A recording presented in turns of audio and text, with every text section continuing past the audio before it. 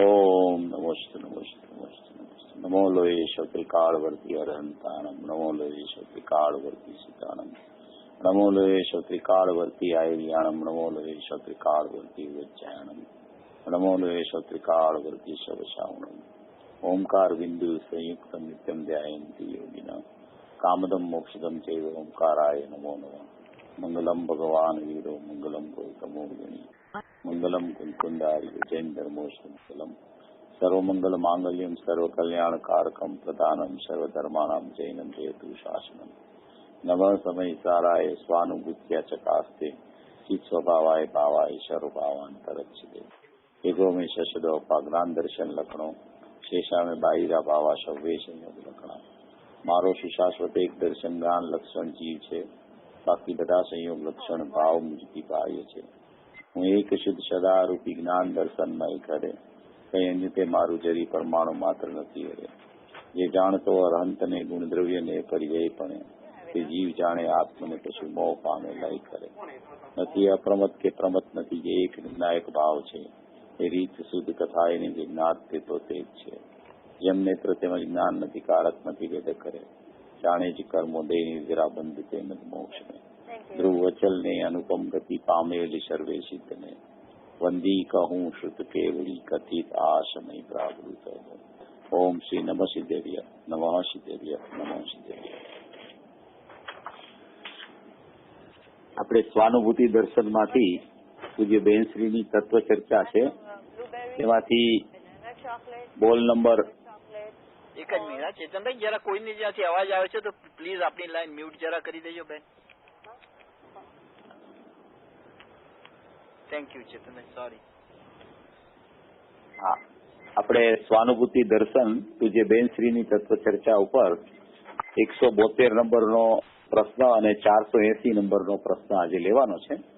એ પ્રશ્ન સમયસારજી શાસ્ત્રની 17-18 ગાથા જે એકદમ પ્રયોજનભૂત ગાથા છે એવી 17-18 ગાથા ઉપર પ્રશ્ન કરવામાં આવેલો છે. આ 17-18 ગાથા છે એ આચાર્ય ભગવાને એમાં મૂળ વાત એ દર્શાવી છે કે પ્રથમમાં પ્રથમ તારે શું કરવું. કુંકુંદ આચાર્યએ કીધું કે પ્રથમમાં પ્રથમ તારે આત્માને જાણવો અને એ કુંકુંદ આચાર્યએ પ્રથમ આત્માને જાણવાનું બતાવ્યું. ત્યારબાદ અમૃતચંદ્ર આચાર્યએ જે ટીકા કરી એમાં અમૃતચંદ્ર આચાર્યએ એક વિશેષતા મૂકેલી છે કે બાળ ગોપાળ સૌને આવો અનુભૂતિ સ્વરૂપ ભગવાન આત્મા સદા સ્વયં પોતે જ અનુભવમાં આવી રહ્યો છે એવો એક પેરેગ્રાફ અમૃતચંદ્ર આચાર્યએ ટીકામાં મૂકેલો છે. પરંતુ આવો અનુભૂતિ સ્વરૂપ ભગવાન આત્મા બાળ ગોપાળ સૌને અનુભવમાં આવી રહ્યો હોવા છતાં આવો એક ભાવ અમૃતચંદ્ર આચાર્યએ તેમાં મૂકી દીધો છે. કુંકુદ આચાર્યએ એમ કીધું કે પ્રથમ આત્માને જાણ અને અમૃતચંદ્ર આચાર્યએ એમ કીધું કે આ આત્મા તને જણાઈ રહ્યો છે. એટલે એક આચાર્ય એમ કે છે કે તું આત્માને જાણ, બીજા આચાર્ય એમ કે છે કે અનુભૂતિ સ્વરૂપ ભગવાન આત્મા તને અનુભવમાં એટલે કે જાણવામાં આવી રહ્યો છે.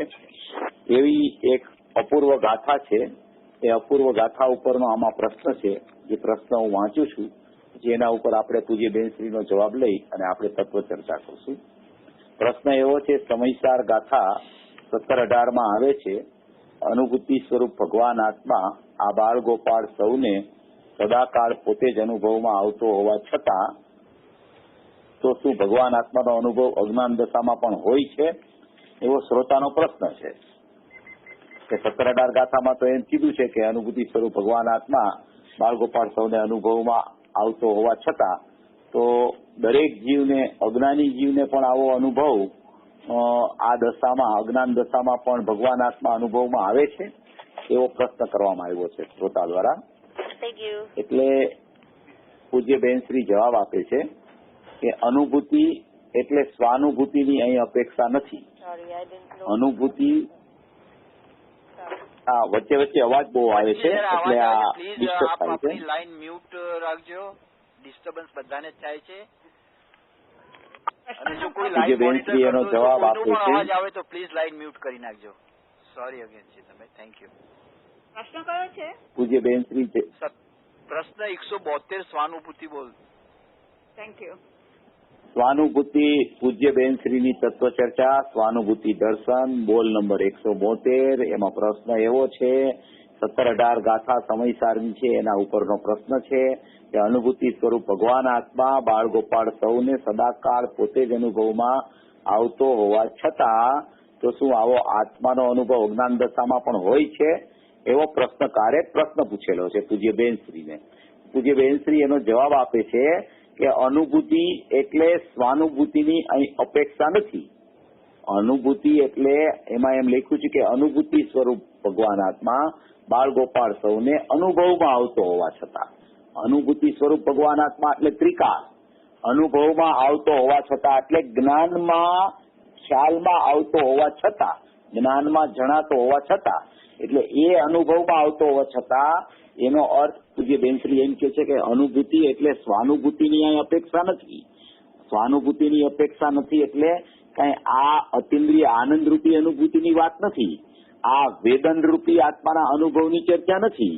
અહીંયા તો જે જીવની વાસ્તવિક સ્વભાવગત જ્ઞાનની પર્યાયની સ્થિતિ છે એનું વર્ણન કરવામાં આવ્યું છે કે બાળ ગોપાળ એટલે બાળકથી માંડી અને વૃદ્ધ સુધીના, એટલે કે નિગોદથી માંડી અને સિદ્ધ સુધીના દરેક જીવોને સદાકાળ સ્વયં પોતાનો ભગવાન આત્મા પોતાના પ્રગટ થતા જ્ઞાનમાં અનુભવમાં આવી રહ્યો છે.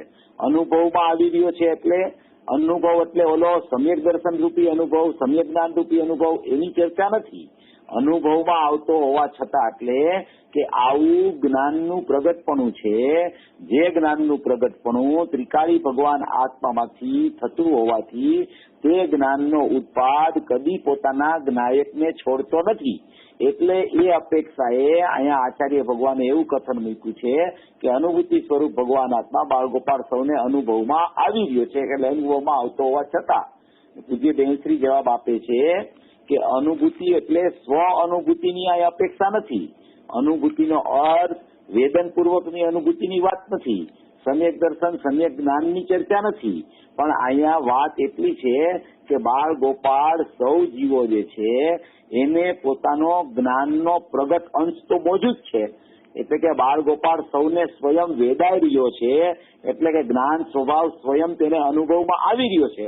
એટલે કે જ્ઞાન સ્વભાવ સ્વયં અનુભવમાં આવી રહ્યો છે એટલે કે જ્ઞાનનો જે ઉત્પાદ પ્રત્યેક સમયે છે પર્યાય રૂપે, એવી જ્ઞાનની પર્યાય તો દરેક જીવને વેદનમાં અનુભવમાં આવી રહી છે. પણ એ જ્ઞાનની પર્યાયમાં આત્મા અનુભવમાં આવી રહ્યો છે એમ કીધું છે. એનો અર્થ એમ છે કે હજી એનું આત્માની સન્મુખ થઈ એની દ્રષ્ટિ આત્મા ઉપર પડીને વેદન એનું નથી થતું. અત્યારે તો એને જ્ઞાનની પર્યાયમાં જ્ઞાન જણાઈ રહ્યું છે. હજી એને જ્ઞાયક જણાતો હોવા છતાં એને વેદનપૂર્વકની અનુભૂતિ નથી. એટલે જણાતો હોવા છતાં હજી એને અનુભવ નથી. આ અનુભવમાં આવતો હોવા છતાં એનો અર્થ એવો નથી કે એને વેદનપૂર્વકની અનુભૂતિ ચાલુ છે. વેદનપૂર્વકની જો અનુભૂતિ ચાલુ હોય તો એ સમ્યક દ્રષ્ટિ જીવ થઈ જાય. તો સમ્યક દ્રષ્ટિ જીવની ચર્ચા નથી આમાં તો બાળ ગોપાળ સૌની ચર્ચા છે. એટલે કે જે મિથ્યા દ્રષ્ટિ છે એની પણ ચર્ચા છે આમાં. તો મિથ્યા દ્રષ્ટિ અજ્ઞાની જીવના જ્ઞાનનો પ્રગટ અંશ છે.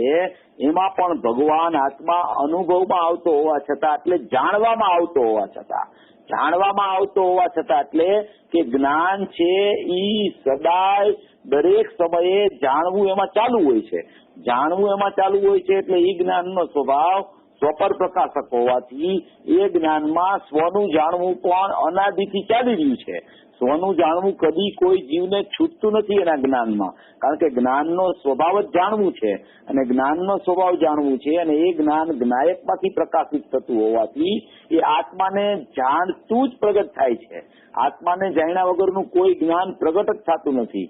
પ્રત્યેક ઉત્પાદ ધ્રુવને પ્રસિદ્ધ કરીને જ વ્યય પામતો હોય છે.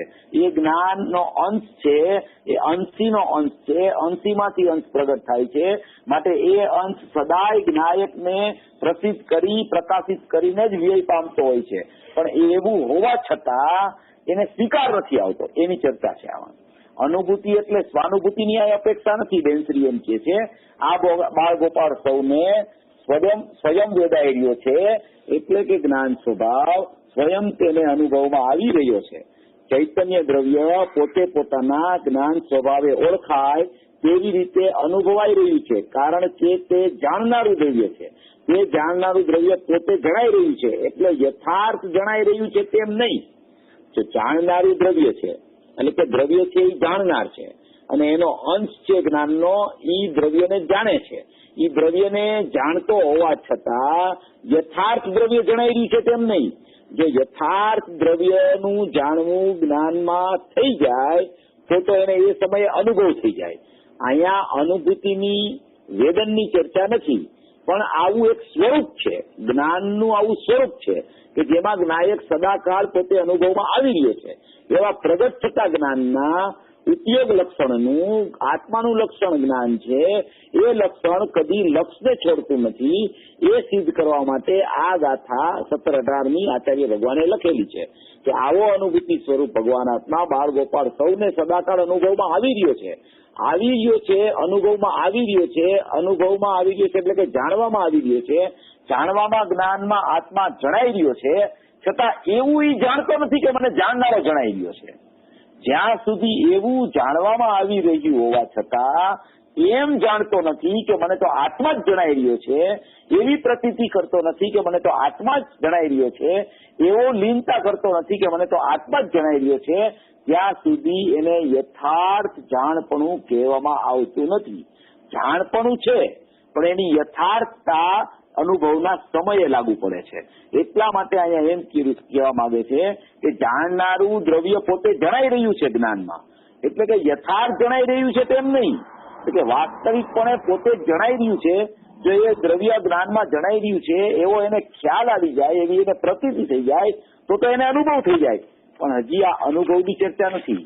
હજી તો આ પરોક્ષ એને ખ્યાલમાં આવ્યું છે કે આ બાળ ગોપાળ સૌને અનુભૂતિ સ્વરૂપ ભગવાન આત્મા અનુભવમાં આવી રહ્યો છે. એવી પરોક્ષ વાત અહીંયા મૂકી. પ્રત્યક્ષતાની ચર્ચા નથી. પરોક્ષમાં આવો ખ્યાલ જેને આવે છે એ ખ્યાલમાં એને લે છે તો એને પ્રત્યક્ષ થઈ જાય છે. પરોક્ષ જેને ખ્યાલ આવે છે એને યથાર્થ જાણપણું થઈ જાય છે. એમ અહીંયા કહેવામાં આવે છે. તે જાણનારું દ્રવ્ય પોતે જણાઈ રહ્યું છે એટલે યથાર્થ જણાઈ રહ્યું છે તેમ નહીં, પણ તેનો જાણનાર સ્વભાવ બધાને અનુભવાઈ રહ્યો છે. જાણનાર સ્વભાવ અનુભવાઈ રહ્યો છે એટલે કે જ્ઞાન છે. જ્ઞાન આત્માનો સ્વભાવ છે અને આત્માનો સ્વભાવ જ્ઞાન હોવાથી એ જ્ઞાનમાં કોઈ જડતા નથી અનુભવાતી, એટલે કે જ્ઞાનમાં કોઈ પૂતગલ નથી અનુભવાતું, જ્ઞાનમાં કોઈ શરીર નથી અનુભવાતું, જ્ઞાનમાં કોઈ કર્મ નથી અનુભવાતા, જ્ઞાનમાં કોઈ રાગ નથી અનુભવાતો, પણ જ્ઞાનમાં જ્ઞાન અનુભવાઈ રહ્યું છે. એટલે કે આખો આત્મા જ્ઞાન માત્ર છે. જેમ કે સાકર છે, એ સાકરમાં દરેક પ્રદેશે જ્યાં જોવો ત્યાં ગળપણ ભરેલું છે, તો એ આત્મા છે એના દરેક પ્રદેશે જ્યાં જોવો ત્યાં દ્રવ્યમાં જ્ઞાન, ગુણમાં જ્ઞાન અને એના જ્ઞાનના પ્રગટ થતા અંશમાં પણ જ્ઞાન રહેલું છે. તો એના દ્રવ્ય ગુણ પર્યાયે જ્ઞાન રહેલું હોવાથી એને ખરેખર એના જ્ઞાનનો જ અનુભવ થઈ રહ્યો છે. એના જ્ઞાનનો અનુભવ થઈ રહ્યો હોવાને કારણે એને જ્ઞાન તો ખ્યાલમાં આવે છે, એને જ્ઞાન જાણવામાં આવી રહ્યું છે. એનો શબ્દ અહીંયા અનુભવમાં આવી રહ્યું છે એમ લખવામાં આવ્યો છે. અનુભવ એટલે વેદન રૂપી અનુભવની ચર્ચા નથી, માત્ર જાણવામાં આવી રહ્યું છે. જાણવામાં જો જ્ઞાન ન આવતું હોય તો જ્ઞાન કે જ્ઞાયક બેમાંથી કાંઈ બચી ન શકે. માટે એને જાણવામાં તો જ્ઞાન આવી રહ્યું છે. હજી વચ્ચે અવાજ બહુ આવે છે, આમાં બહુ ડિસ્ટર્બન્સ આવે છે. ચેતનભાઈ, હેલો. હા ચેતનભાઈ, અહીંયા જે અનુભૂતિ કીધી એ સ્વ અનુભૂતિ તો નથી, પણ જે આપણે બહારનું જે એકનોલેજમેન્ટ થાય છે એ કહી શકાય કે બહારનું એકનોલેજમેન્ટ એટલે શું? એટલે શું કે આપણે જે પોતાના અનુભવથી જાણીએ છીએ એ અહીંયા અનુભૂતિ જે કીધી એ પરોક્ષ અનુભૂતિ થશે ને? તમે મને પ્રશ્ન પૂછો છો પણ બાજુમાં બધા વાતો બહુ કરે છે એટલે અહીંયા છે ને કઈ સમજાતું જ નથી ખરેખર. I don't know what is happening, please તમને બધાને ફરીથી રિક્વેસ્ટ છે, પ્લીઝ *6 દબાવીને મ્યુટ કરો આપની લાઈન. તમને પ્રશ્ન હોય તો જ તમે અનમ્યુટ કરીને આવો લાઈન પર. ખૂબ જ ડિસ્ટર્બન્સ આજે થઈ રહ્યું છે અને વક્તાને બહુ જ ડિસ્ટર્બન્સ થાય છે અને એમનો ભાવ તૂટી જાય છે. તો please, thank you. Chetanbhai sorry, આપ શરૂ કરો. હા. અહીંયા જે અનુભવાઈ રહ્યો છે એમ કહેવામાં આવે છે એ પેલામાં પહેલી વાત તો એ કે એ પ્રત્યક્ષ અનુભૂતિની ચર્ચા નથી. પેલા તો પ્રત્યક્ષ અનુભવ તો વેદનપૂર્વક થતો હોય છે. વેદનપૂર્વકનો પ્રત્યક્ષ અનુભવ જો દરેક જીવને હોય તો કોઈ ઉપદેશ દેવાની જરૂરત જ બંધ થઈ જાય પેલા વહેલા. અને તો બધા સમ્યક દ્રષ્ટિ હોય, તો કોઈ મિથ્યા દ્રષ્ટિ જીવ હોય જ નહીં, તો સંસાર જ બંધ થઈ જાય. એટલે એવો તો પ્રશ્ન આમાં પેલા છે નહીં. આમાં જે ચર્ચા કરવામાં આવી છે એમાં અનુભૂતિ સ્વરૂપ ભગવાન આત્મા બાળગોપાળ સૌને સદાકાળ પોતે સ્વયં અનુભવમાં છે. એનો અર્થ એમ છે કે જ્ઞાયક એક ત્રિકાળી દ્રવ્ય છે અને પ્રત્યેક સમયે પ્રગટ થતું એનું જ્ઞાન છે. તો એ જે જ્ઞાન એનો સ્વભાવ છે એ જ્ઞાન જ્ઞાયકનું હોવાથી એ જ્ઞાયકને કદી પેલા તો છોડતું નથી. કારણ કે જેનો સ્વભાવ હોય એ એના સ્વભાવને કદી છોડે નહીં. જેમ કે સાકરનો સ્વભાવ ગળપણ છે, નિમકનો સ્વભાવ ખારાપણું છે, તો એ એના ખારાપણાને કદી છોડતું નથી. એ ગળપણ છે એની મીઠાશને એના સ્વભાવને કદી છોડતું નથી. એમ જ્ઞાન છે એ પોતાના જ્ઞાયકને કદી છોડતું નથી. પણ હવે જ્ઞાન જ્ઞાયકને છોડતું ન હોવા છતાં જ્યાં સુધી એને એવી જ્ઞાયકની શ્રદ્ધા નથી થતી કે હું જ્ઞાયક જ છું, હું ધ્રુવ જ છું, હું જાણનાર જ છું, હું સ્વભાવથી પરિપૂર્ણ છું, હું સ્વભાવથી કૃતકૃત્ય છું, મારામાં તો જ્ઞાન જ રહેલું છે, હું જ્ઞાન માત્ર જીવ છું, મારા દરેક પ્રદેશે જ્ઞાન પથરાયેલું છે, એવો જ્યાં સુધી આવું હોવા છતાં, આવું સ્વરૂપ હોવા છતાં, આવો સ્વભાવ હોવા છતાં અને એવો ત્રિકાળી દ્રવ્ય હોય અને એનું જ્ઞાન પણ એવું પ્રગટ થાય છે, એ જ્ઞાનમાં પણ ત્રિકાળી દ્રવ્ય વાસ્તવમાં રહેલું હોવા છતાં, એ વાસ્તવમાં વિદ્યમાનતા એની હોવા છતાં એને જ્યાં સુધી એવો ખ્યાલ નથી આવતો કે મને મારા જ્ઞાનમાં રાગ નથી જણાતો, મને મારા જ્ઞાનમાં પર પદાર્થ નથી જણાતા, મને મારા જ્ઞાનમાં બીજી કોઈ વસ્તુ નથી જણાતી, મને તો મારું જ્ઞાન છે, એ જ્ઞાન જ્યાંથી આવે છે એને જ ખરેખર જાણે, એના સિવાય કોઈને ન જાણી શકે. જ્યાંથી જ્ઞાન ન આવતું હોય એને જાણવા કદી જ્ઞાન જઈ ન શકે, અને જ્ઞાન જ્યાંથી આવતું હોય એને જાણ્યા વગર કદી રહી ન શકે. જ્યાંથી જ્ઞાન ન આવતું હોય એ બધા પદાર્થો પોતાના જ્ઞાનમાં પ્રતિભાષિત ભલે થાય, પોતાના જ્ઞાનમાં પ્રમેયત્વ ભલે એનું પ્રદર્શિત કરે, પણ એ જ્ઞાન કદી એની તરફ જોતું નથી, કદી એની તરફ બાહ્ય વસ્તુ ઉપર લક્ષ કરતું નથી. કારણ કે જ્ઞાનનું એક સમયમાં એક જગ્યાએ જ લક્ષ હોઈ શકે છે અને એ જ્ઞાન જ્ઞાયકમાંથી પ્રકાશિત થતું હોવાથી એનું લક્ષ જ્ઞાયકથી બહાર કદી જઈ શકતું જ નથી. એટલે એને એના જ્ઞાનમાં તો અનુભૂતિ સ્વરૂપ ભગવાન આત્મા અનુભવમાં નિરંતર બાળગોપાળ સૌને આવી જ રહ્યો છે. એમાં એક સમય માત્ર પણ, એક સમય માટે પણ કદી એવું નથી થતું કે જ્ઞાનમાં જ્ઞાયક અનુભવમાં એટલે કે જાણવામાં ન આવતો હોય, પણ જાણવામાં આવતો હોવા છતાં અનાદિથી એનું લક્ષ પર ઉપર છે, એનું લક્ષ બહિર્લક્ષ છે, એનું લક્ષ રાગ ઉપર છે. જ્યાં રાગ જણાય છે ત્યાં રાગ મારો, જ્યાં રાગ જણાય છે ત્યાં રાગને ફેરવવાનો પ્રયત્ન. એક પ્રકારનો રાગ થતો હોય તો એ પ્રકારનો રાગ ફેરવી અને બીજી પ્રકારના રાગનું પરિણમન કરવા માટે જીવ તત્પર હોય છે. તો એ જે રાગનું પ્રતિભાષણ થાય છે એ જ સમયે જ્ઞાનમાં જ્ઞાયકનું પ્રતિભાષણ પણ ચાલુ છે. જ્ઞાયકનું પ્રતિભાષણ છે અને પરનું પ્રતિભાષણ છે, રાગનું પ્રતિભાષણ છે. એ સમયે જ્ઞાયકનું પ્રકાશન થઈ રહ્યું છે, જ્ઞાયકનું પ્રતિભાષણ થઈ રહ્યું છે.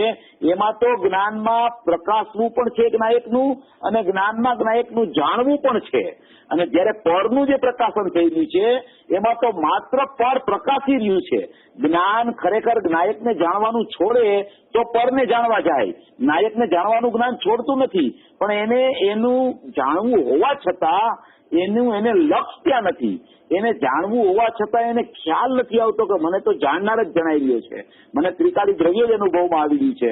મારું જ્ઞાન પ્રગટ થતું જ્ઞાન જ્ઞાયકમાંથી આવતું હોવાથી મને જ્ઞાયક જ અનુભવમાં આવી રહ્યો છે, જ્ઞાયક જ જણાઈ રહ્યો છે, એવો ખ્યાલ નથી આવતો. એટલે એનું લક્ષ પરપ્રકાશક જ્ઞાનમાં જે વસ્તુઓ પ્રકાશિત થઈ રહી છે એવા પરપ્રકાશક જ્ઞાનમાં જ ખરેખર એને પોતાનું અસ્તિત્વ ભાષા કરે છે. જ્યાં સુધી પરપ્રકાશક જ્ઞાનમાં પોતાનું અસ્તિત્વ ભાસે છે ત્યાં સુધી રાગની એકત્વ બુદ્ધિ એની છૂટતી નથી, અને રાગને જાણનારું ઇન્દ્રિય જ્ઞાન સમયે સમયે સમયે સમયે ઉત્પન્ન થયા કરે છે. અને એવું ઇન્દ્રિય જ્ઞાન પરપ્રકાશકપણું હોવા છતાં વર્તમાનમાં સ્વપ્રકાશક જ્ઞાનમાં અનુભૂતિ સ્વરૂપ ભગવાન આત્મા અનુભવાઈ રહ્યો છે, એ તરફ જો એનો ખ્યાલ ચાલ્યો જાય, એ તરફ જો એની નજર ચાલી જાય, એને ખ્યાલમાં આવી જાય કે મને તો મારો જ્ઞાયક જ જણાઈ રહ્યો છે, મારા જ્ઞાનમાં મારા જ્ઞાયક સિવાય બીજું કઈ અસ્તિત્વ જ નથી, મને તે જ જણાઈ રહ્યો છે, ત્યાં જ મારો આનંદ છે, ત્યાં જ મારું સુખ છે, ત્યાં જ મારું જ્ઞાન છે, એવો જો એને ખ્યાલમાં આવી જાય તો એને પર વસ્તુ જણાતી હોવા છતાં ત્યાં તેનું લક્ષ જતું નથી અને એ લક્ષ છૂટતા જ્ઞાયકનો અનુભવ એને સહજમાં થઈ જાય છે. આવી એક પ્રક્રિયા બતાવવા માટે આ વાત 17-18 ગાથામાં બેનશ્રીને પ્રશ્ન પૂછવામાં આવ્યો છે અને આચાર્ય ભગવાને એ રીતે વાત લખી છે કે જાણનાર તો સ્વભાવ બધાને અનુભવાઈ રહ્યો છે, તેમાં જડતા નથી અનુભવાતી, પણ જાણનારો બધાને ચૈતન્ય રૂપે અનુભવાઈ રહ્યો છે. આ વિકલ્પ છે, આ પર છે, આ છે તેવો વિચાર કોની સત્તામાં થાય છે એમ ખ્યાલ કરે તો જાણનારો અનુભવમાં બધાને આવી રહ્યો છે. જો આ વિકલ્પ છે, આ પર છે, આ પર વસ્તુ છે, આ કર્મ છે, આ રાગ છે, એ બધી વસ્તુનો ખ્યાલ તો ક્યાં આવે છે, એનો વિચાર ક્યાં ચાલે છે, વિચાર તો જ્ઞાનમાં ચાલે છે, એ વિચારની સત્તા ક્યાં પડી છે એ પણ જો એને ખ્યાલમાં આવી જાય કે વિચાર કરનાર તો મારું જ્ઞાન છે અને એ જ્ઞાન કોનો વિચાર કરે છે, વિકલ્પનો વિચાર કરે છે, પરનો વિચાર કરે છે, બીજી પર વસ્તુનો વિચાર કરે છે કે જ્ઞાયક શિવનો વિચાર કરે છે. બસ અહીંયા ભેદ જ્ઞાનની પ્રક્રિયા છે, અહીંયા ભેદ જ્ઞાન થાય છે કે વિકલ્પનો વિચાર ચાલે છે, પરનો વિચાર ચાલે છે, રાગનો વિચાર ચાલે છે કે જ્ઞાયકનો વિચાર ચાલે છે. વિચાર કરનાર જ્ઞાનનો અંશ છે. હવે વિચાર જ્ઞાયકનો કરે છે પરિપૂર્ણ સત્તાનો કે પર પદાર્થનો વિચાર કરે છે, એને અનુભવમાં તો આવી રહ્યો છે જ્ઞાયક જ્ઞાનમાં, કારણ કે જ્ઞાન અંશ છે એ જ્ઞાયકનો છે, એ જ્ઞાયકને કદી છોડતો નથી, એ સદાકાળ અનુભવમાં આવી રહ્યો છે. છતાં પણ પર પદાર્થોનું જાણવું એટલે કે પર પદાર્થોનું પ્રતિભાસન જ્ઞાનમાં થાય છે, એ જ સમયે જ્ઞાનમાં જ્ઞાનનું પર પ્રકાશકપણું છે, એમાં પર પદાર્થોનું પ્રતિભાસન થઈ રહ્યું હોવાથી જ્ઞાનમાં પર પદાર્થોના પ્રતિભાસવાળું જ્ઞાન પણ ખ્યાલમાં આવે છે અને જ્ઞાનમાં સ્વ પદાર્થના પ્રતિભાસવાળું પણ જ્ઞાન ખ્યાલમાં આવે છે. હવે એમાં એની નજર ક્યાં છે, એના ઉપર આખો આધાર છે આનો. એની નજર જો જે વસ્તુ વાસ્તવિક એને જણાઈ રહી છે સ્વપ્રકાશકમાં, ત્યાં તેની નજર ચાલી જાય તો તેની નજર રાગ ઉપરથી, વિકલ્પ ઉપરથી અને એના સંબંધી થતા જ્ઞાન ઉપરથી એની નજર ઉઠી જાય છે અને એ નજર ચાલી જાય છે જ્યાં જ્ઞાયક જણાઈ રહ્યો છે એવા જ્ઞાન ઉપર આવી અને એવા જ્ઞાનથી હટીને જ્ઞાયક જ્યાં છે ત્યાં નજર ચાલી જાય છે. તો એને એમ કહેવામાં આવે કે આ જીવને અનુભૂતિ સ્વરૂપ ભગવાન આત્મા અનુભવમાં આવી રહ્યો તો તે અનુભવમાં આવી ગયો. અનુભવમાં આવી રહ્યો છે એનો અર્થ વાસ્તવિક વેદનરૂપ અનુભૂતિ નથી, પણ વસ્તુનું સ્વરૂપ એવું છે કે જ્ઞાન કોઈ દિવસ જ્ઞાયકને છોડતું નથી, માટે અનુભવમાં આવી રહ્યો છે એમ કહેવામાં આવે છે. અને અનુભવમાં આવી રહ્યો છે એવો જો એને વાસ્તવિક ખ્યાલ આવી જાય તો એને એ પરોક્ષ અનુભૂતિ હતી એ પ્રત્યક્ષ અનુભૂતિ થાય છે. જેમ 8મા કળશમાં એક વાત આવે છે કે જીવ વસ્તુ ચેતના લક્ષણથી જીવને જાણે છે. જીવ વસ્તુ એનું લક્ષણ ચેતના એટલે કે એનું લક્ષણ જ્ઞાન, એ ચેતના લક્ષણથી એ જીવને જાણે છે. હવે એટલો ભેદ કરવો એ પણ જૂઠું છે, એ પણ યથાર્થતા નથી, એ પણ ભેદ વિકલ્પ થઈ જાય છે. એ ભેદ વિકલ્પમાં એ ભેદ વિકલ્પ જેટલો ચાલે છે એટલી પરોક્ષ અનુભૂતિ છે કે જીવ વસ્તુ ચેતના લક્ષણથી જીવને જાણે છે. તો જીવ વસ્તુ એટલે જ્ઞાયક ભાવ, એનું ચેતના લક્ષણ એટલે જ્ઞાન. એમ અહીંયા આ બાળ ગોપાળ સૌને અનુભૂતિ સ્વરૂપ ભગવાન આત્મા એટલે એ જ્ઞાયક ભાવ પોતે અનુભવમાં આવી રહ્યો છે એટલે જ્ઞાનમાં અનુભવમાં આવી રહ્યો છે એ ચેતના લક્ષણ. એમ જીવ વસ્તુ ચેતના લક્ષણથી જીવને જાણે છે. એટલો પણ જ્યાં સુધી ભેદ રહે છે ત્યાં સુધી એ પરોક્ષ અનુભૂતિ છે. એમ અહીંયા સદાકાળ બાળ ગોપાળ સૌને અનુભૂતિ સ્વરૂપ ભગવાન આત્મા અનુભવમાં આવી રહ્યો છે. એ આવી રહ્યો છે એવો પણ જો એને ખ્યાલ આવે તો એ હજી તો પ્રત્યક્ષ અનુભૂતિ છે, પરોક્ષ અનુભૂતિ છે, હજી પરોક્ષમાં આવ્યો છે. પરોક્ષમાં એને ખાલી એવી વસ્તુ સ્થિતિનું જ્ઞાન થયું છે કે આવી એક વસ્તુ મારી પાસે જ્ઞાન ને જ્ઞાયકપણું છે. એ પરોક્ષ છે, એ પરોક્ષમાં વેદન નથી, એ પરોક્ષમાં સમ્યક દર્શન છે ને જ્ઞાન નથી. માટે અહીંયા બેનશ્રીએ કીધું છે આ 5મી લાઈનમાં કે એટલે એને યથાર્થ જણાઈ ગયો છે આત્મા, યથાર્થ જણાઈ રહ્યો છે આત્મા. એમ ન માની લેવું કે અનુભૂતિ સ્વરૂપ ભગવાન આત્મા બાળ ગોપાળ સૌને અનુભવમાં આવી રહ્યો છે એટલે યથાર્થ જાણવામાં આવી ગયો છે, યથાર્થ વેદન થઈ ગયું છે. જો એમ માની લઈએ તો સર્વજીવોને અનુભૂતિ હોય તો સર્વજીવોને વેદન થઈ જાય, સર્વજીવો સમ્યક દ્રષ્ટિ થઈ જાય, એવું સ્વરૂપ નથી. પણ અહીંયા એક એ પ્રત્યક્ષ અનુભૂતિ પેલાનો એક કાળ છે, એક એનો જે કાળ આવે છે એવો પરોક્ષ અનુભૂતિનો, એ પરોક્ષ અનુભૂતિની વાત બતાવી છે કે કોઈ જીવ એવો નથી કે એના જ્ઞાનમાં એનો જ્ઞાયક એને ખરેખર અનુભવમાં એટલે કે જાણવામાં ન આવતો હોય. કોઈ વસ્તુ છે એ વસ્તુનો અંશ હોય તો એ અંશથી તો એ વસ્તુ ખ્યાલમાં આવે.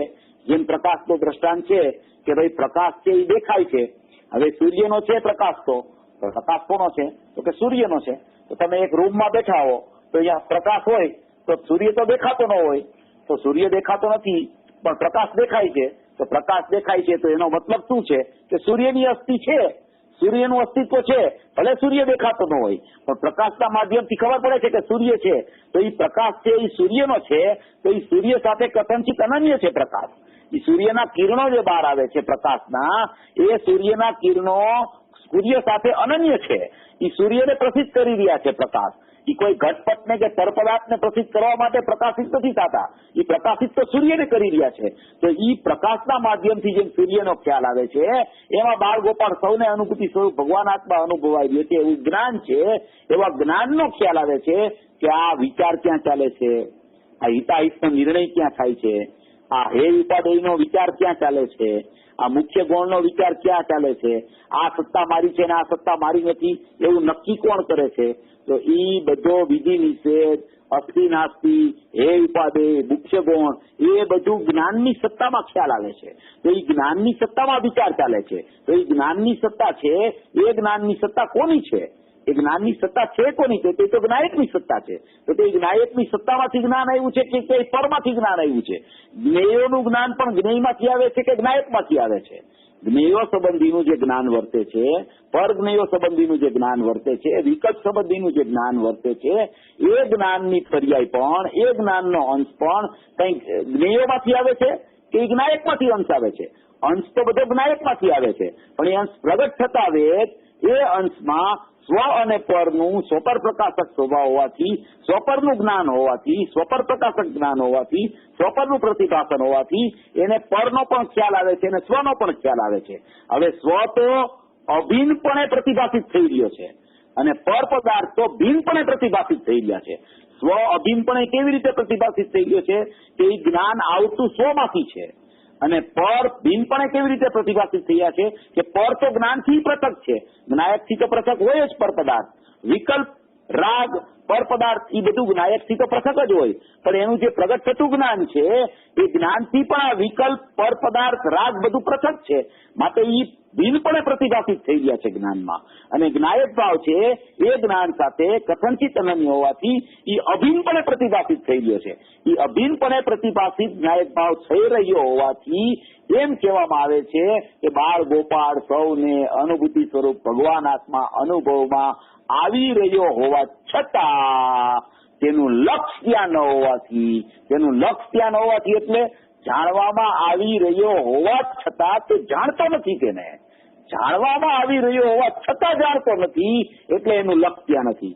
જાણવામાં આવી રહ્યો છે એમ જો જાણી લઈએ, એમ જો પ્રતીતિ કરી લઈએ તો એ જ સમયે યથાર્થ જાણપણું થઈ અને પરોક્ષ અનુભૂતિ છૂટી અને પ્રત્યક્ષ અનુભૂતિનો જન્મ થાય છે. એટલે એમ કહેવા માંગે છે કે અનુભવમાં બાળ ગોપાળ સૌને આવી રહ્યો છે એનો અર્થ પ્રત્યક્ષ અનુભૂતિ નથી. પ્રત્યક્ષ અનુભૂતિ માટેની પ્રક્રિયા આના પછી ચાલુ થાય છે. અહીંયા અત્યારે જ્ઞાન અને જ્ઞાયકનો સ્વભાવ કેવો છે એ બતાવવાની ચર્ચા 17-18 ગાથામાં કરવામાં આવી છે. બેનશ્રી પણ એનું જ સ્પષ્ટીકરણ કરે છે. પણ જાણનારો બધાને ચૈતન્ય રૂપે અનુભવાઈ રહ્યો છે. આ વિકલ્પ છે, આ પર છે, આ છે તેવો વિચાર કોની સત્તામાં થાય છે એમ ખ્યાલ કરે તો જાણનારો અનુભવમાં બધાને આવી રહ્યો છે. એટલે કે આવો જેને ખ્યાલ આવે, ખ્યાલ કરે તો એને ખબર પડી જાય છે કે આ વિચાર તો જ્ઞાનમાં ચાલે છે, એ જ્ઞાનની સત્તા છે. તો જાણનારો અનુભવમાં બધાને આવી રહ્યો છે, પણ પોતે લક્ષ દઈને યથાર્થપણે જાણતો નથી. જાણનારો અનુભવમાં આવી રહ્યો હોવા છતાં આવો જાણનારો જ અનુભવમાં આવી રહ્યો છે, હું જાણનાર જ માત્ર છું એવું લક્ષ દેતો નથી. માટે યથાર્થપણે જાણવું તેને થતું નથી. પોતે પોતાના જ્ઞાન સ્વભાવ રૂપે અનુભવાઈ રહ્યો છે, પોતે પોતાના જ્ઞાન સ્વભાવ રૂપે અનુભવાઈ રહ્યો છે. એટલે કે જ્ઞાનનો સ્વભાવ જે જાણવું છે એ જાણવું સ્વભાવ તો એને ખ્યાલમાં આવે છે, કારણ કે પોતે જાણવું તો પોતાનું થઈ જ રહ્યું છે અનાદિથી, કારણ કે જાણ્યા વગરનો તો કોઈ જીવ હોતો નથી. જાણવું જ્ઞાનનો અંશ છે, એમાં જાણવું જાણવું જાણવું જાણવું જાણવું જાણવું પ્રત્યેક સમયે ચાલી રહ્યું છે, અને એ જ સમયે પર પદાર્થોનું પણ પરિણમન પરિણમન પરિણમન પરિણમન પરિણમન થઈ ગયું છે. અહીંયા એવું જાણવું જાણવું જાણવું જાણવું થઈ ગયું છે.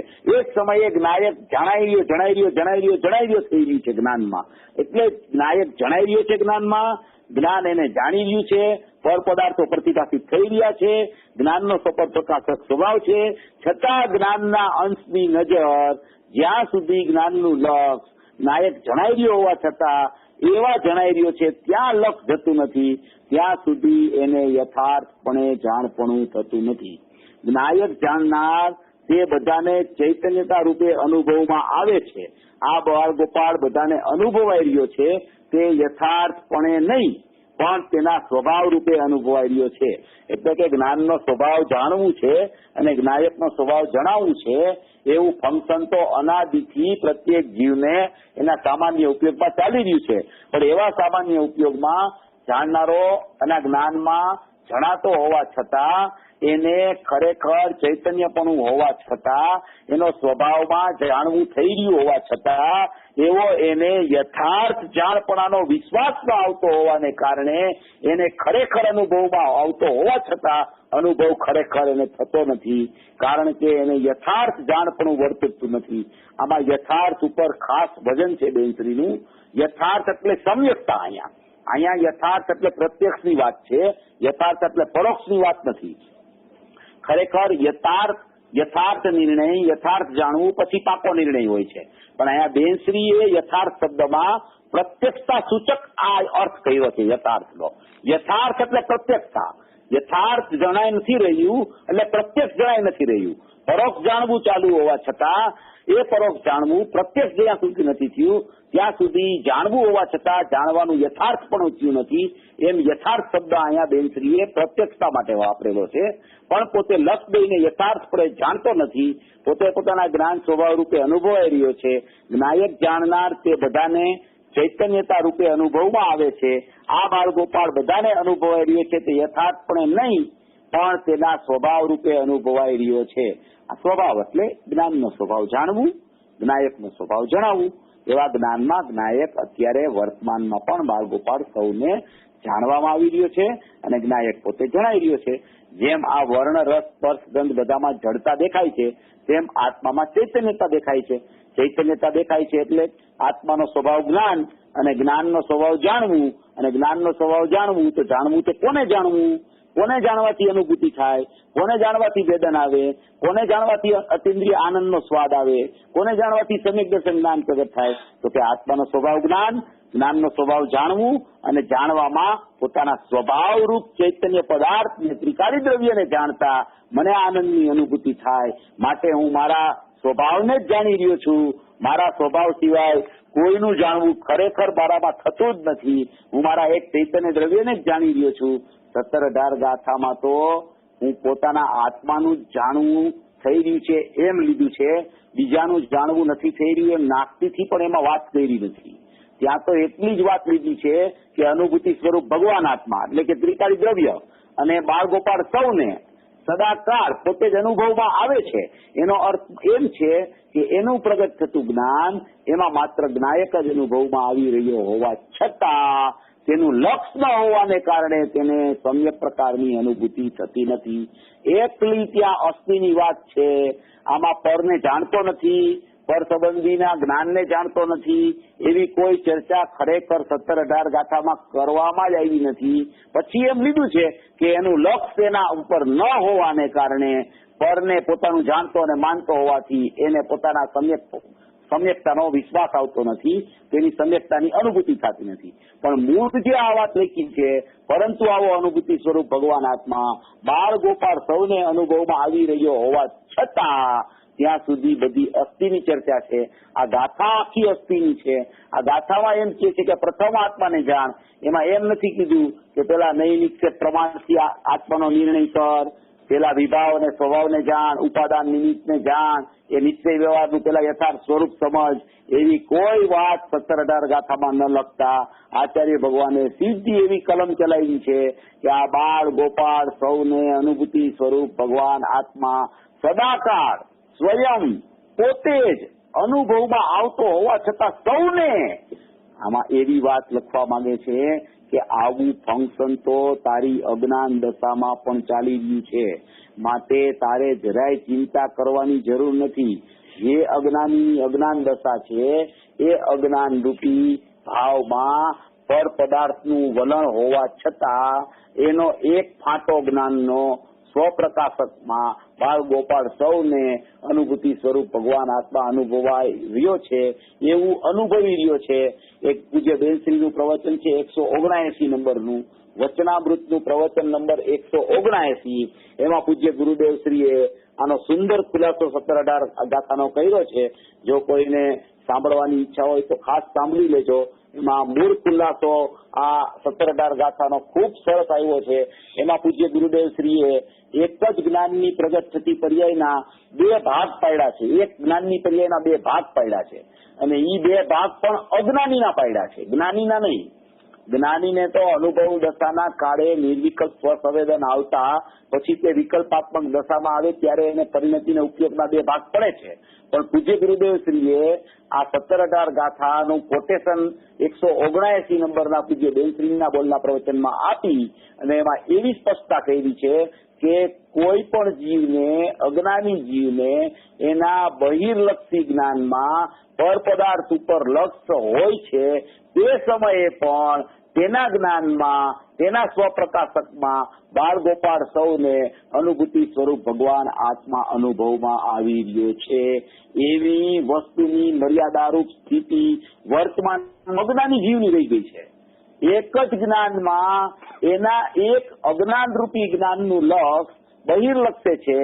એક સમયે એનું એક જ્ઞાનનો છેડો એના જ્ઞાયકને જાણવામાં કદી છૂટતો નથી.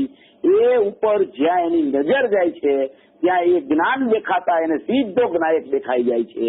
એવી અદભુતથી અદભુત વાત પૂજ્ય ગુરુદેવ શ્રી 17-18 ગાથાનું કોટેશન આપી અને વારંવાર કરતા હોય છે. આવી તો ઘણા પ્રવચનોમાં વાત આવે છે.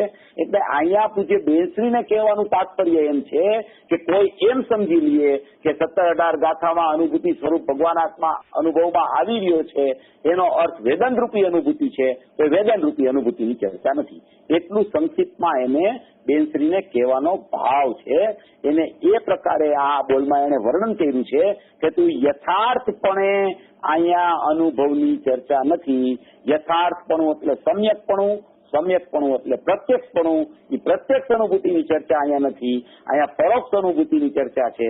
અને જ્યારે પ્રત્યક્ષ અનુભૂતિ થાય છે ત્યારે તો વાસ્તવિકપણે આખું જ્ઞાન જે બહિર્લક્ષ્ય જ્ઞાન હતું અને અંતર્લક્ષ્ય જ્ઞાન વધતું છે, હવે ફાંટા હતા, એમાંથી આખું એક જ્ઞાન થઈ અને આખો ઉપયોગ કન્વર્ટ થઈને જ્ઞાયક તરફ ચાલ્યો જાય છે.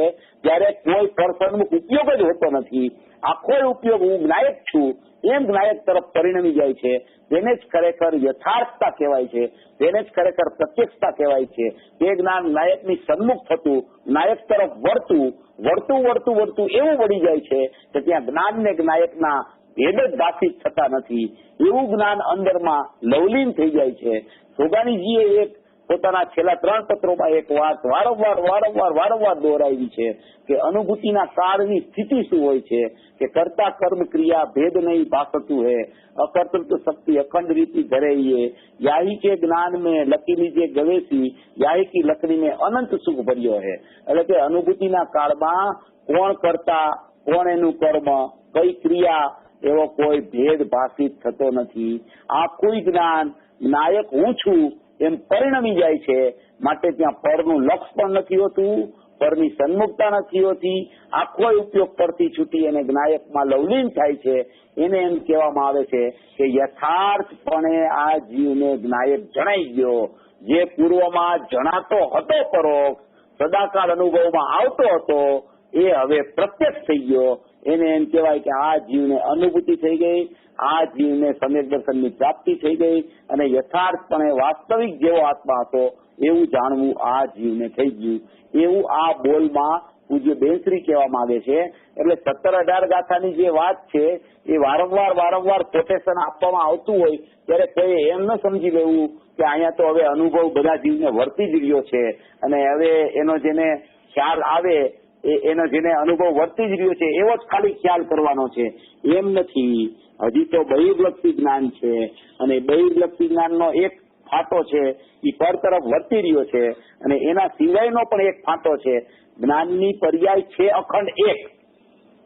જ્ઞાનની પર્યાયમાં બે ફાટા એટલે બે ભાગ નથી પડી જતા. પર્યાય એક જ છે, પર્યાય બે નથી. પણ પર્યાય એક સ્વપર પ્રકાશક હોવાથી એને બે ભાગમાં વહેંચણી કરી અને એનો જયારે વિસ્તાર કરવો હોય ત્યારે પૂજ્ય ગુરુદેવ શ્રી પણ સ્વપર પ્રકાશકનું આ રીતે વર્ણન કરે છે કે એક જ્ઞાનમાં એક જ્ઞાન પરલક તરફ ચાલતું હોય એક છેડો, એ જ સમયે બીજા છેડામાં અનુભૂતિ સ્વરૂપ ભગવાન આત્મા અનુભવાઈ રહ્યો છે. એવો જયારે એને વલણ એનું અનુભવાઈ રહ્યો છે સ્વમાં જ્ઞાનમાં, ત્યાં તેનું વલણ ચાલી જાય છે તો પરલક્ષ વાળો ઉપયોગ છે એ ત્યાંથી છૂટીને સીધો સ્વલક્ષ તરફ આખો ઉપયોગ આવી જાય છે અને ત્યારે એને યથાર્થ જાણપણા પૂર્વક પ્રત્યક્ષ અનુભૂતિનો જન્મ થાય છે. આમાં મૂળ 17-18 ગાથાના આ બોલમાં આ વાત કહેવા ઉપર મૂળ વજન છે આચાર્ય ભગવાનનું. પૂજ્ય ગુરુદેવ શ્રીએ નાયરોબીમાં પણ આ ગાથા લીધી હતી ત્યારે ત્યાં પણ આ ચર્ચા કરેલી છે. અત્યારે અહીંયા 19મી વખતમાં પણ આ ચર્ચા આવી છે. બેનશ્રીના વચનામૃતમાં પણ ઘણા બોલ આવે છે ગુરુદેવના પ્રવચનના. એમાં પણ આ 17-18 ગાથાની વારંવાર પૂજ્ય ગુરુદેવ શ્રી આ રીતે જ ચર્ચા કરતા હોય છે. માટે દરેક લોકોએ એને એ રીતે સમજવું. પૂજ્ય બેનશ્રીનું કહેવાનું તાત્પર્ય પણ એ જ છે કે કોઈ એમ ન માની લેતા કે 17-18 ગાથામાં એમ લખ્યું છે કે અનુભૂતિ સ્વરૂપ ભગવાન આત્મા અનુભવમાં આવી રહ્યો છે સદાકાળ બાળ ગોપાળ સૌને સ્વયં પોતે જ. એટલે એનો મતલબ એમ કે અમને આપણને બધાને અનુભૂતિ તો છે જ. હવે એમ કે ચોથું ગુણસ્થાન તો આવી જ ગયું છે, હવે તો ચારિત્ર જ આપણે વિચાર કરવાનો છે, અનુભૂતિ તો થઈ ગઈ છે. એવું ખરેખર કોઈ જ્ઞાની કે નહીં. કારણ કે અનુભૂતિના સમયે સ્વસંવેદન આવે છે, પ્રત્યક્ષ વેદન થાય છે, સમ્યક દર્શન જ્ઞાન ચારિત્રાની મોક્ષ માર્ગ શરૂ થાય છે.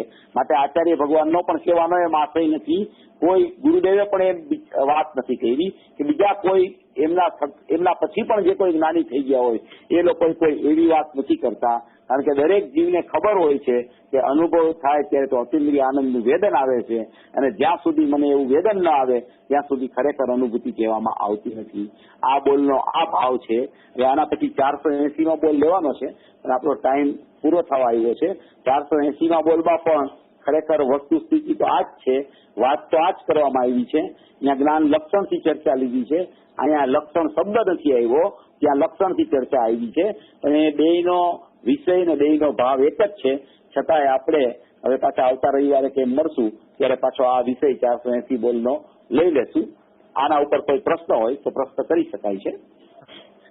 ચેતનભાઈ, એક પ્રશ્ન છે ચેતનભાઈ કે આપે જે યથાર્થ શબ્દ વાપર્યો તો જયારે યથાર્થ તત્વ નિર્ણયમાં યથાર્થ શબ્દ આવે છે અને 17-18 ગાથાની અંદર યથાર્થ શબ્દ છે તો એના પર થોડો પ્રકાશ પાડી થોડું સમજાવશો પ્લીઝ?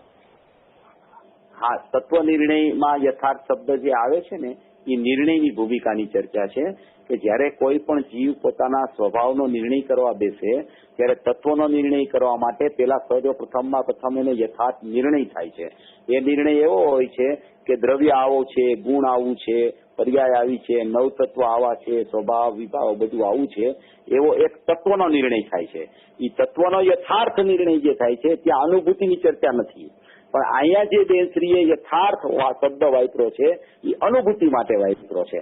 કારણ કે અહીંયા એને યથાર્થતા વસ્તુનું સ્વરૂપ તો જેવું છે એવું છે, વસ્તુનો સ્વભાવ જ્ઞાનનો અને જ્ઞાયકનો તો છે કે અનુભૂતિ સ્વરૂપ ભગવાન આત્મા જાણવામાં આવી રહ્યો છે, પણ એ યથાર્થપણે જાણવામાં હજી નથી આવ્યો. યથાર્થપણે એટલે સમ્યકપણે જાણવામાં નથી આવ્યો. અહીંયા યથાર્થનો અર્થ એવી રીતે થાય છે, શબ્દ એકને એક શબ્દ ઘણી જગ્યાએ વપરાતો હોય પણ એ શબ્દ કયા ભાવના અર્થમાં વપરાય છે, કઈ વસ્તુ સિદ્ધ કરવા માટે વપરાય છે એના ઉપર એનું વાક્ય નીકળે છે. હવે તત્વ નિર્ણયના કાળે યથાર્થતાની જે વાત છે એ યથાર્થ તત્વ નિર્ણયની ચર્ચા છે કે તત્વનો નિર્ણય યથાર્થ થવો જોઈએ. નિર્ણય યથાર્થ ત્યાં અનુભૂતિની ચર્ચા નથી, ત્યાં નિર્ણયની ચર્ચા છે. યથાર્થ નિર્ણય થયા પછી અનુભૂતિ થાય છે, ત્યાં એ ચર્ચા છે. અને અહીંયા જે બેનશ્રીએ લીધું છે એમાં બેનશ્રી એમ કે છે કે જાણનારું દ્રવ્ય તો પોતે જણાઈ રહ્યું છે એટલે એને યથાર્થ જણાઈ ગયું છે એમ નથી. યથાર્થ જણાય તો અનુભૂતિ થઈ જાય. પછી એમ કીધું છે કે જાણનારો અનુભવમાં બધાને આવી ગયો છે પણ પોતે લક્ષ દઈને યથાર્થપણે જાણતો નથી.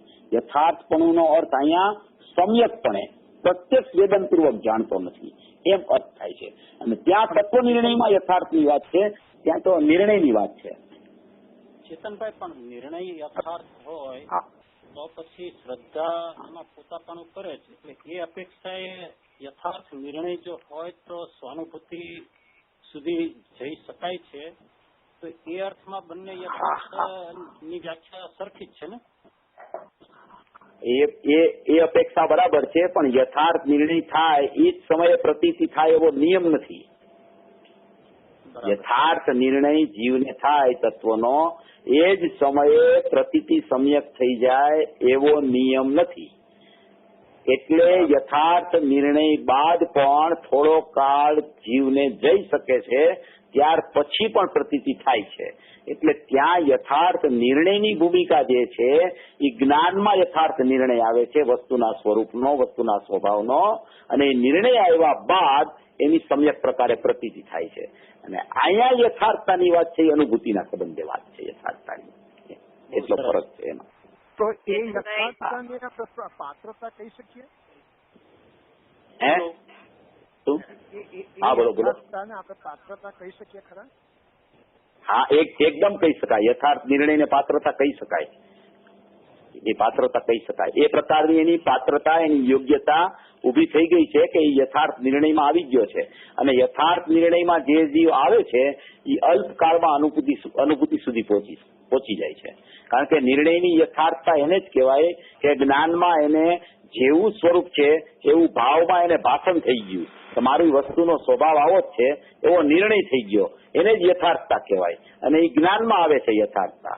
એ જ્ઞાનમાં યથાર્થતા આવે છે ત્યાં એને ભાવનું ભાષણ થવા માંડે છે કે મારી વસ્તુ ખરેખર આવી જ છે, હું વસ્તુ સ્વભાવે આવો જ છું, હું પરિપૂર્ણ આવો જ છું, પ્રકૃતિ આવો જ છું, જાણનાર સ્વભાવ મારો આવો જ છે, હું એકદમ ધ્રુવ પદાર્થ છું, એક અખંડ પદાર્થ છું, અભેદ પદાર્થ છું, અપરિણામી પદાર્થ છું. એવો નિર્ણય દ્રવ્યના સ્વરૂપનો આવે છે યથાર્થ. એવો નિર્ણય જ્ઞાનમાં આવે છે તો એને એક પ્રકારનું ભાવ ભાષણ પણ પ્રગટ થવાનો સ્વકાળ આવી જાય છે. અને એ ભાવ ભાષણનો સ્વકાળ આવતા જ એની પ્રતીતિ તરફની લાઈન ચાલુ થઈ જાય છે. અને એ અલ્પકાળમાં પ્રતીતિ કરી અને સમ્યક દર્શન, જ્ઞાન, ચારિત્રાની મોક્ષ માર્ગરૂપી પરિણમી જાય છે. ચેતનભાઈ, હાજી, જે અજ્ઞાનીનું જ્ઞાન છે એ પણ અનુભૂતિ સ્વરૂપ બતાવે છે, તો અમુક જગ્યાએ એવી રીતે આવે છે કે અજ્ઞાનનું જ્ઞાન પણ સ્વપરને પ્રસિદ્ધ કરે છે, એવો ભાવ છે આમાં? હા, એ બરાબર છે. અજ્ઞાનીનું જ્ઞાન પણ સ્વપર પ્રકાશક છે, તો એ સ્વપર દઈને પ્રસિદ્ધ કરે છે. બરાબર છે, એ વાત એકદમ બરાબર છે. કારણ કે જ્ઞાન હોય ને, હા, જ્ઞાન કદી કોઈને પ્રસિદ્ધ ન કરે ને એવું શક્ય જ નથી. જ્ઞાનનો સ્વભાવ જ સ્વપર પ્રકાશક છે અને સ્વપર પ્રકાશકમાં પણ રહ્યો છે પણ સ્વીકાર નથી આવતો એને. બસ વાત એમ છે. હેલો ચેતનભાઈ, જય જિનેન્દ્ર. હેલો. હા જિનેન્દ્ર. હા બોલો. અજ્ઞાનીનું જ્ઞાન જેવી રીતે કીધું કે વેદન શૂન્ય નથી, વેદન પ્રત્યક્ષ નથી, પણ વેદન શૂન્ય નથી. પર્યાય બુદ્ધિ જેવો માને છે, સ્વને સ્વ તરીકે નથી માનતો, સ્વને સ્વ જેવો છે એવું સ્વીકાર નથી કરતો, પણ પર્યાય બુદ્ધિ જેવો માને છે તો વેદન શૂન્ય ન કહેવાય ને?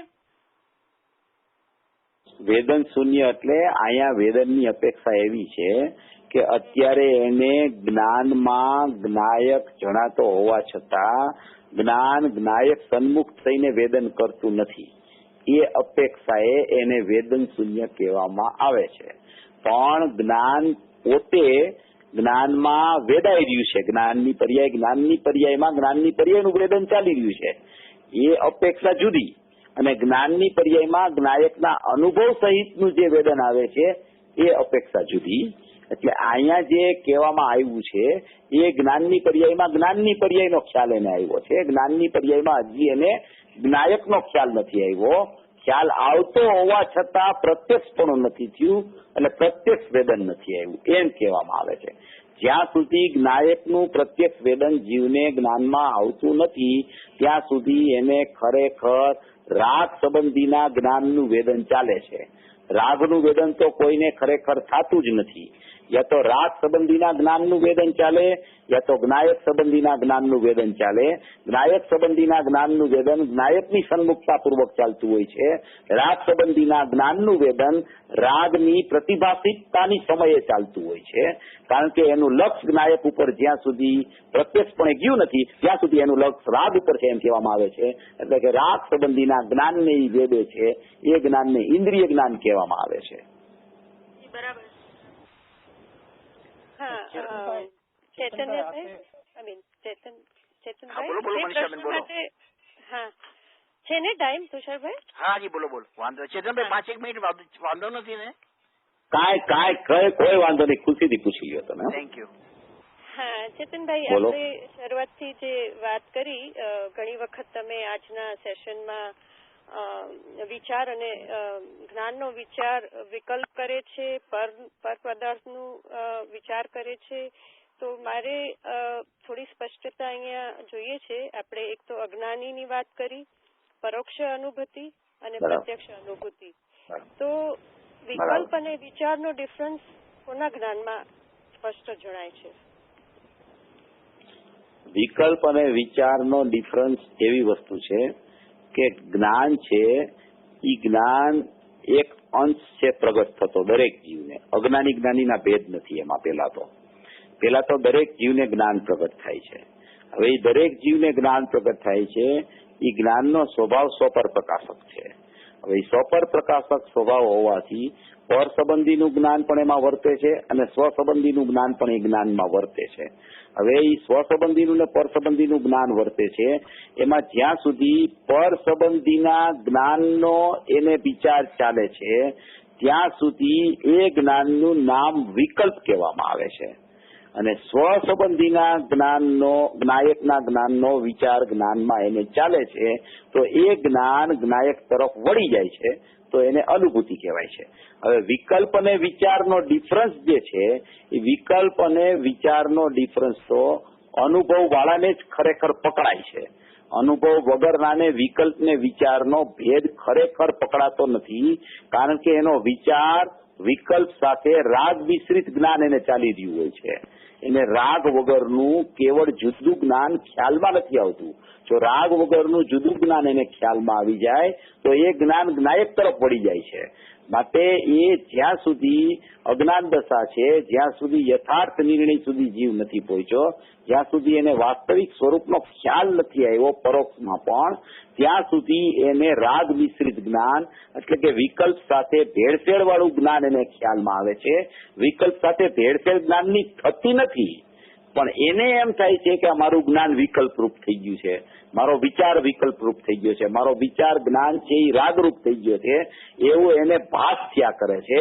એટલે એને કોરું જ્ઞાન, લુખ્ખું જ્ઞાન, જુદું જ્ઞાન એને ખરેખર પકડાતું નથી. અને એ જ્ઞાન જ્યાં સુધી એને પકડાતું નથી ત્યાં સુધી એવા જ્ઞાનના વિચારને વિકલ્પ કહેવામાં આવે છે. કારણ કે એ વિકલ્પ સાથે મિશ્રિત થયેલું જ્ઞાન છે. એટલે એ ભેદ તો યા તો કોઈ જીવને પરોક્ષ અનુભૂતિનો કાળ આવે ત્યારે એ ભેદ એને ખ્યાલમાં આવવા માંડે છે અને પ્રત્યક્ષ અનુભૂતિમાં તો એને જુદો જ પડી જાય છે જ્ઞાનને વિકલ્પ એટલે એને ખબર પડી જાય છે. પરોક્ષ અનુભૂતિમાં પણ એને પકડાવા માંડે છે કે ભાઈ અત્યારે છે ને અમારું જ્ઞાન તો મારા જ્ઞાયકને જાણી રહ્યું છે અને એનાથી વિકલ્પ એટલે કે રાગ તો જુદો છે. તો એ વિકલ્પ મારું સ્વરૂપ નથી, જ્ઞાન મારું સ્વરૂપ છે, જાણવું મારો સ્વભાવ છે અને મારો જાણવાનો સ્વભાવ છે એ તો જાણનારને જાણી રહ્યો છે. તો એ જ્ઞાન વિકલ્પથી જુદું પડી